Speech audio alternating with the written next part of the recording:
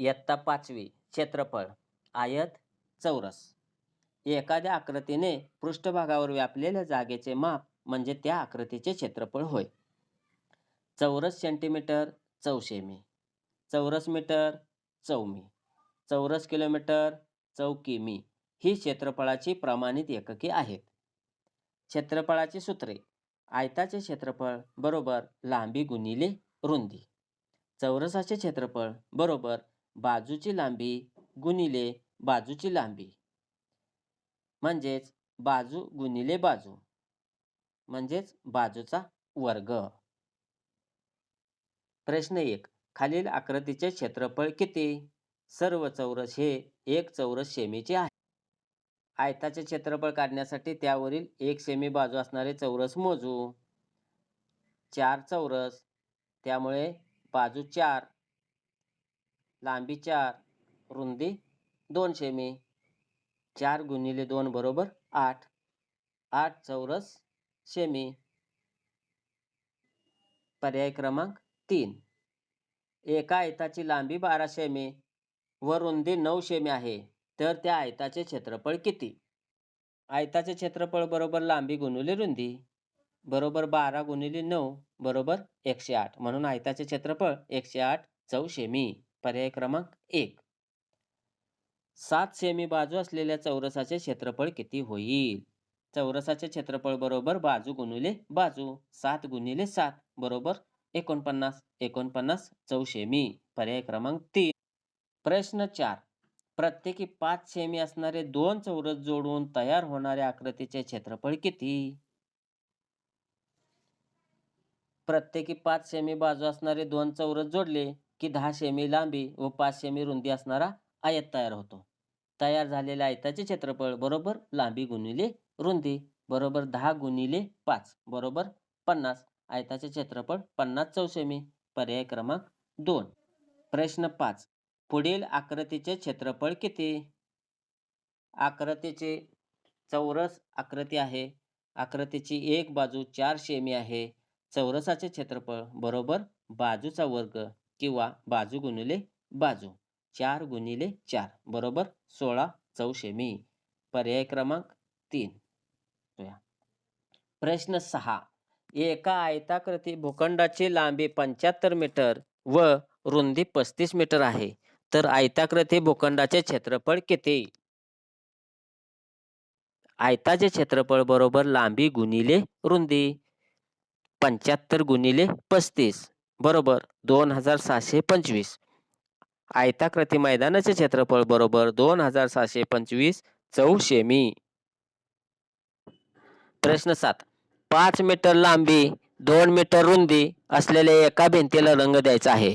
एका चौरस मीटरला 30 रुपये मजुरी असल्यास संपूर्ण भिंतीला रंग देण्यासाठी किती मजुरी द्यावी? आयताकृती भिंतीचे क्षेत्रफळ बरोबर भिंतीची लांबी गुणिले भिंतीची रुंदी. 5 गुणिले 2 बरोबर 10. भिंतीचे क्षेत्रफळ 10 चौसेमी. 1 चौरस मीटरला 30 रुपये मजुरी आहे, म्हणून 10 चौरस मीटर भिंतीला रंग देण्यास लागणारी मजुरी बरोबर 10 गुणिले 30 बरोबर 300. 300 रुपये. पर्याय क्रमांक 3. प्रश्न 8. आयताचे क्षेत्रफळ 150 चौसेमी असून आयताची लांबी 15 सेमी आहे, तर आयताची रुंदी किती? ठीक आहे. आयताचे क्षेत्रफळ बरोबर लांबी गुणिले रुंदी. मग आयताची रुंदी बरोबर आयताचे क्षेत्रफळ भागिले आयताची लांबी. आयताचे क्षेत्रफळ 150 भागिले आयताची लांबी 15 बरोबर 10 सेमी. आयताची रुंदी 10 सेमी आहे. प्रश्न 9. 4 सेमी बाजू असलेला चौरस व 6 सेमी लांबी व 3 सेमी रुंदी असणारा आयत या दोन्ही आकृत्यांच्या क्षेत्रफळाची बेरीज किती असेल? 4 सेमी बाजू असणाऱ्या चौरसाचे क्षेत्रफळ बरोबर बाजूची लांबी गुणिले बाजूची लांबी. 4 गुणिले 4 बरोबर 16 चौसेमी. लांबी 6 सेमी व रुंदी 3 सेमी असणाऱ्या आयताचे क्षेत्रफळ बरोबर आयताचे क्षेत्रफळ बरोबर लांबी गुणिले रुंदी 6 गुणिले 3 बरोबर 18. चौरसाचे क्षेत्रफळ 16 व आयताचे क्षेत्रफळ 18. दोघांची बेरीज 34. 34 चौसेमी.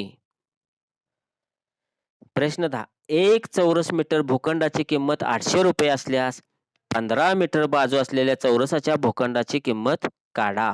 चौरसाकृती भूखंडाचे क्षेत्रफळ बरोबर बाजूची लांबी गुणिले बाजूची रुंदी. 15 गुणिले 15 बरोबर 225 चौरस मीटर. एक चौरस भूखंडाची किंमत 800 रुपये आहे. म्हणून 225 चौरस मीटर भूखंडाची किंमत बरोबर 225 गुणिले 800 बरोबर 1,80,000 रुपये. प्रश्न 11. एका चौरसाची परिमिती 100 मीटर आहे, तर त्या चौरसाचे क्षेत्रफळ किती असेल? चौरसाची परिमिती 100 मीटर आहे. यावरून एका बाजूची लांबी काढू. चौरसाची परिमिती बरोबर 4 गुणिले बाजू. चौरसाची परिमिती भागिले 4 बरोबर 100 भागिले 4 बरोबर 25 मीटर. 25 मीटर बाजू असणाऱ्या चौरसाचे क्षेत्रफळ बरोबर बाजूची लांबी गुणिले बाजूची लांबी. 25 गुणिले 25 बरोबर 625 चौशेमी. पर्याय क्रमांक 4. एका आयताकृती मैदानाची लांबी 18 मीटर व रुंदी 16 मीटर आहे. या मैदानात 8 मीटर लांबी व 6 मीटर रुंदी असणारे किती आयत तयार होतील?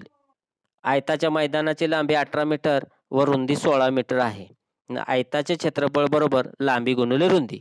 18 गुणिले 16 बरोबर 288 मीटर.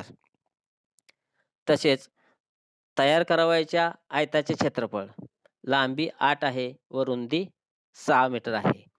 8 गुणिले 6 बरोबर 48 मीटर. तयार होणाऱ्या आयतांची संख्या बरोबर मैदानाचे क्षेत्रफळ भागिले प्रत्येक आयताचे क्षेत्रफळ. 288 भागिले 48 बरोबर 6. एकूण 6 आयत तयार होतील. प्रश्न 13. चौरसाचे क्षेत्रफळ 144 चौरस मीटर आहे, तर त्या चौरसाच्या एका बाजूची लांबी किती? चौरसाचे क्षेत्रफळ बरोबर बाजू गुणिले बाजू. 12 गुणिले 12 बरोबर 144. तर चौरसाच्या एका बाजूची लांबी 12 मीटर आहे. प्रश्न 14. एका चौरसाकृती वर्गखोलीची बाजू 6 मीटर आहे. त्या वर्गखोलीला फरशी बसवण्यासाठी एका चौरस मीटरला 20 रुपये याप्रमाणे किती मजुरी द्यावी लागेल? चौरसाकृती वर्गखोलीची बाजू 6 मीटर म्हणून चौरसाकृती वर्गखोलीचे क्षेत्रफळ बरोबर बाजूचा वर्ग 6 गुणिले 6 बरोबर 36 चौशेमी. एका चौरस मीटरला 20 रुपये तर 36 चौरस मीटरला 36 गुणिले 20 बरोबर 720 रुपये. प्रश्न 15. एका आयताची लांबी 6 सेमी आहे आणि परिमिती 20 सेमी आहे, तर आयताचे क्षेत्रफळ किती? आयताची लांबी 6, एक लांबी 6, 6 आणि 6 12, परिमिती 20, 20 मधून 12 गेले 8, रुंदी 2 रुंदींची बेरीज 8 म्हणजे एक रुंदी 4. मग आयताची लांबी 6 चौशेमी व रुंदी 4 चौशेमी. आयताचे क्षेत्रफळ बरोबर लांबी गुणिले रुंदी. 6 गुणिले 4 बरोबर 24. आयताचे क्षेत्र बरोबर 24 चौशेमी. पर्याय क्रमांक